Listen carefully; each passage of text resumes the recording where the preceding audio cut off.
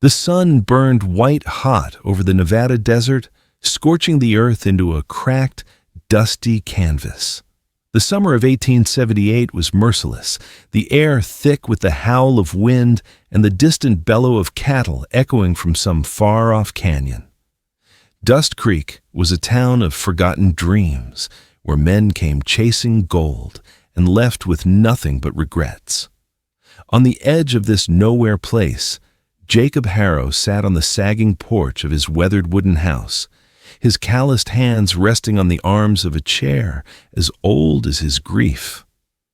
He was 42, tall and lean, with salt and pepper hair and a face carved by years of sun and sorrow. His eyes, gray as storm clouds, stared down the burning ribbon of road that cut through the sagebrush. 5 years ago, Sarah, his wife, had slipped away in a fever, leaving behind a house too quiet and a man too broken. Jacob, once a bounty hunter whose name made men flinch, now spoke only to his horse, Blackthorn, and his silver-coated dog, Ash. The world had moved on, but he had not. He sat, as he always did on Wednesdays, watching the horizon where the dust rose like a ghost's breath, waiting for something he dared not name. She came, as she always did, right when the sun stood highest. Rebecca Ellison rode down the road on a chestnut mare, her figure cutting through the haze of heat. She was 35, her black hair tied back beneath a brown scarf, her plain dress dusted red from the journey. Her face was strong, not soft, with deep-set eyes that held the weight of a life that had taken more than it gave. She carried a basket slung over her saddle, the faint scent of baked bread and honey drifting on the wind. Rebecca was no stranger to Dust Creek, yet no one knew her story. She rented a small room at the edge of town, stitched clothes for those who could pay, and moved through the world with a silence that felt like a vow. Jacob watched her from the shadow of his porch, his heart stirring in a way that made him clench his jaw. She dismounted, her boots crunching on the dry earth, and set the basket on the porch's warped boards. "Bread," she said, her voice low and steady like a river over stones. "And honey, for those aches you don't talk about." She didn't smile, but her eyes lingered on him a moment longer than necessary before she turned to her horse. He stood, slow and deliberate, his shadow stretching long across the porch. "You don't have to keep coming," he said, the words rough, as if dragged from a place he'd locked away. Rebecca paused, one hand on the saddle, and looked back. "I don't have to do anything," she said. "But I'm here." The wind kicked up, tugging at her scarf, and for a moment the world held its breath. Week after week she returned, as steady as the ticking of a clock. Bread, honey, sometimes a salve of herbs for the old wounds that still woke Jacob in the night. No one asked her to come. No one told her to stop. And Jacob, standing in the dim of his house, felt a fear he hadn't known since Sarah's death. Not of Rebecca, but of the waiting. Each Wednesday, he found himself listening for the sound of her horse's hooves, and it terrified him. Waiting had killed him once before, when he'd sat by Sarah's bed, counting her breaths until they stopped. He'd sworn never to wait for anyone again. Yet here he was, watching Rebecca ride away, her figure shrinking into the red haze of the desert. The basket sat on the porch, its contents warm from the sun, a quiet offering that felt heavier than it should. Jacob's hand tightened on the doorframe, the wood splintered under his grip. "She'll leave," he muttered, his voice barely louder than the wind. "They all do." But the words tasted like a lie, and deep in his chest, something stirred, a flicker of hope he'd thought long buried. The sun sank lower, painting the sky in streaks of fire. Jacob turned back into the house, the basket in his hands, and closed the door against the dust. Outside, the wind howled, carrying the scent of sage and secrets. And somewhere down the road, Rebecca Ellison rode on, her scarf a brown smudge against the horizon, as if the desert itself knew she'd be back. The autumn winds came early to Dust Creek, sharp and cold, carrying the bitter scent of scorched grass and dry earth. By late October, the Nevada desert had traded its summer blaze for a restless chill that stung the face and made the old wooden house creak like a weary man's bones. Jacob Harrow sat at his kitchen table, the same table where Sarah used to hum while kneading dough, now covered in a thin layer of dust he hadn't the heart to wipe away.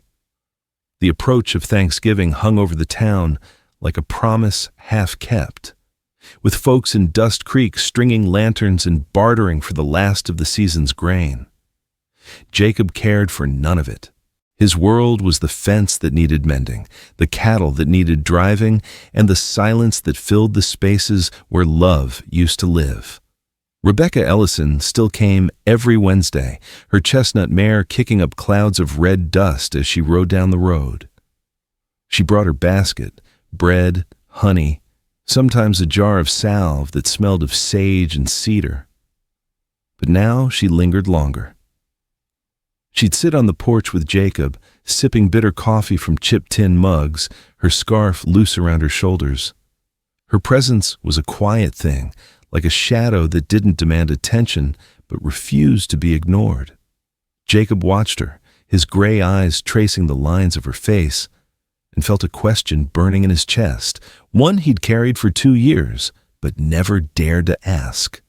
That evening, as the sun bled orange across the horizon, Rebecca set the table for a simple supper.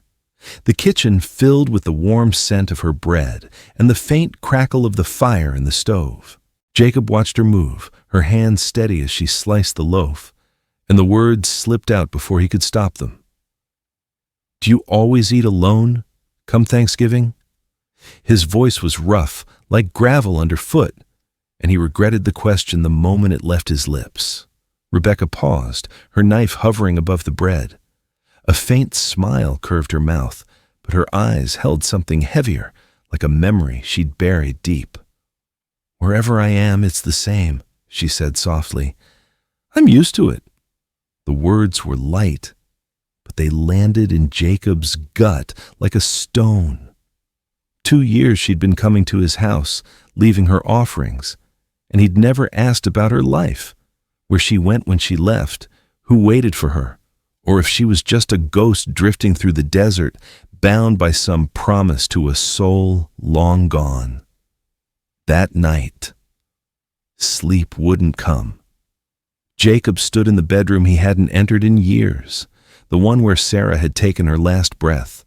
The air was thick with the smell of old wood and faded lavender, her scent still clinging to the quilt folded on the bed.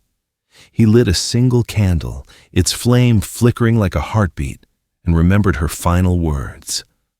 "Let Rebecca help you, Jacob. Don't lock yourself away forever." He'd thought she meant practical help, bread, salves, a neighbor's kindness. But now, in the dim glow of the candle, he wondered if Sarah had seen something he hadn't. Had she known Rebecca would become more than a visitor, more than a shadow passing through? The thought felt like a betrayal, yet it stirred a warmth he hadn't felt since Sarah's hand slipped from his. He moved to the cracked mirror on the wall, his reflection a stranger with lines etched deep around his eyes. "Sarah," he whispered, his breath clouding the glass, "if you knew something, why didn't you tell me plain?" The wind rattled the window, a low moan that carried no answers, only the weight of questions unanswered. Jacob's fingers tightened around the candle, wax dripping onto his hand, but he didn't flinch. He'd spent years running from the past, but Rebecca's presence was forcing him to face it. To know her, he'd have to ask about her life, her pain, her silences, and that meant opening his own wounds, letting the dust of 5 years settle somewhere new. By dawn, the desert was cloaked in a pale mist, the kind that made the world feel like a dream not yet finished. Jacob stood at the porch, his coffee cold in his hands, staring down the road where Rebecca would come again in a few days. He didn't know what he'd say, but he knew he couldn't keep her at arm's length forever. The wind stirred, kicking up a swirl of red dust, and in its whisper, Jacob heard the truth he'd been dodging. To find out who Rebecca was, he'd have to let her see who he'd become, a man half alive, afraid to hope, but too stubborn to let go of the light she brought. The desert turned cruel 3 days before Thanksgiving, the Nevada winds whipping up clouds of red dust that stung like needles. Dust Creek huddled under a sky heavy with the promise of a storm, its streets empty save for the occasional tumbleweed rolling past like a lost soul. Jacob Harrow stood in his yard, his coat flapping against his lean frame, his gray eyes fixed on the horizon. The cold bit at his knuckles, but it was nothing compared to the restlessness burning in his chest. For years, he'd lived like a man half dead, his heart buried with Sarah in that fevered summer of '73. But Rebecca Ellison's quiet presence had stirred something, a spark he both feared and craved. He saddled Blackthorn, his old horse snorting clouds of breath into the chill air, and rode toward town. The road to Rebecca's rented room was a narrow scar through the sagebrush, lined with rocks bleached white by the sun. Her place was a small shack at the edge of Dust Creek, its wooden walls weathered to a dull gray, a single window glowing faintly against the gathering dusk. Jacob dismounted, his boots crunching on the frozen earth, and stood before her door. His heart pounded, a rhythm he hadn't felt since he was a younger man, chasing bounties under a blood-red moon. He raised his hand and knocked, the sound sharp in the stillness. Rebecca opened the door, her scarf loose around her shoulders, her black hair catching the lamplight. Her deep eyes widened just for a moment before settling into their usual calm. "Jacob," she said, her voice soft but steady, like a stream over worn stones. "What brings you here?" He swallowed, his throat as dry as the desert itself, and the words came out rough, unpolished. "Thanksgiving's coming," he said. "Will you eat with me at the house?" The question hung between them, fragile as a spider's thread, and Jacob felt the weight of it in his bones. Rebecca tilted her head, a faint smile tugging at her lips. "You sure about that?" she asked, her tone light but her eyes searching his, as if testing the ground beneath his words. Jacob nodded, his gaze steady despite the storm in his chest. "Never been surer," he said, and the truth of it settled over him like dust after a wind. He didn't just want her there for a meal. He wanted her to stay, to be more than a shadow passing through his life. She stepped onto the porch, closing the door behind her, and the wind tugged at her dress, a faint howl rising from the desert. "I'll come," she said, her voice barely above a whisper, but it carried a warmth that made Jacob's shoulders ease. He tipped his hat, a gesture from a life he'd almost forgotten, and turned back to Blackthorn. The ride home was quiet, the sky bruising purple as the first stars pierced through. Jacob felt lighter, as if he'd shed a piece of the grief that had chained him for years. For the first time since Sarah's death, he wanted someone to stay, not to fill her place, but to share the space he'd kept empty too long. Back at the house, he set to work. He swept the dust from the kitchen floor, stacked fresh logs by the stove, and pulled the old oak table to the center of the room. The house smelled of wood smoke and memory, but now it held something new, a flicker of anticipation. He stood by the window, watching the road where Rebecca would come in 2 days' time, and felt the desert's vast silence press against him.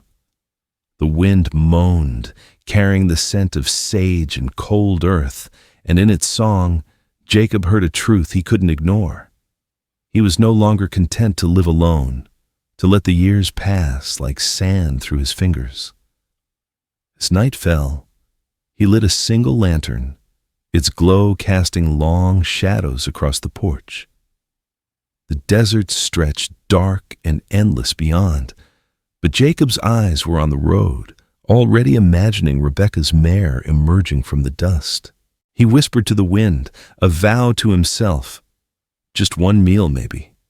But if she stays... The thought trailed off, too heavy to finish. But it rooted itself deep, like a seed in parched earth, waiting for rain. The sun hung high on Thanksgiving Day, its golden light spilling over the Nevada desert like honey over cracked earth. Dust Creek stirred with the faint clamor of celebration, but at Jacob Harrow's weathered wooden house, the world was quieter, softer, as if the wind itself had paused to listen. The air carried the scent of sage and wood smoke, and for the first time in 5 years, the kitchen glowed with life. Jacob had risen before dawn, scrubbing the oak table clean, stacking logs in the stove, and setting out 2 plates where dust had long settled. His hands, rough from years of rope and rain, trembled slightly as he worked, not from cold, but from the weight of what this day might mean. Rebekah Ellison arrived early, her chestnut mare tethered at the gate, her brown scarf catching the breeze. She carried a basket heavy with fresh-baked bread and a clay jug of apple cider, its sharp sweetness cutting through the desert's dry bite. Her dress, simple but clean, clung to her frame, and her deep eyes held a warmth that made Jacob's chest tighten. "You didn't have to do all this," she said, stepping into the kitchen, her voice low like a river's murmur. Jacob shrugged, a faint smile breaking through his weathered face. Didn't have to. Wanted to. The words felt foreign, but they were true. They moved together, setting the table with a rhythm that needed no words. Rebekah sliced her bread, the crust crackling under her knife, while Jacob tended the fire, the stove's heat filling the room with the rich aroma of roasted beef and sage. The kitchen, once a tomb of memory, hummed with the clink of plates and the soft crackle of burning logs. They sat across from each other, the table no longer dwarfed by empty chairs, and began to eat. The food was simple: bread, beef, cider. But it tasted of something more, something that had been missing since Sarah's laughter faded from these walls. As the meal unfolded, words came easier. Jacob spoke of his days as a bounty hunter, the nights he'd ridden under a blood-red moon, and the years after Sarah's death when he thought the desert would swallow him whole. His voice was low, rough, but steady, as if telling her was a way of laying the past to rest. Rebekah listened, her eyes never leaving his, and then she spoke. She told of towns she'd drifted through, of nights so lonely she'd forgotten her own name, of years spent wondering if anyone would ever care whether she stayed or went. Her words were soft, but they carried the weight of a life carved by loss, and Jacob felt each one like a stone in his chest. The sun dipped lower, painting the kitchen in hues of amber and shadow. As the meal neared its end, Rebekah set down her cider and looked at Jacob, her gaze lingering longer than ever before. "Would Sarah be angry?" she asked, her voice barely above a whisper. "To see me here, in her place?" The question hung in the air, fragile as ash, and Jacob felt the old grief stir, but it was different now, less a wound, more a scar. He reached across the table, his calloused hand closing over hers, and met her eyes with a clarity he hadn't known in years. "If Sarah were here," he said, "she'd be glad someone's keeping me from turning to dust." Rebekah's fingers tightened around his, her touch warm and sure, and in that moment the room felt smaller, the world reduced to the space between them. The fire crackled, its light dancing on the walls, and Jacob saw something in her eyes, a mirror of his own longing, his own fear of hoping again. They sat there, hands clasped. As the desert outside fell silent, the wind holding its breath. For the first time since Sarah's death, Jacob didn't feel like a man living in a grave. He felt alive, tethered to the present by the woman across from him, her presence a fire that warmed the cold places in his soul.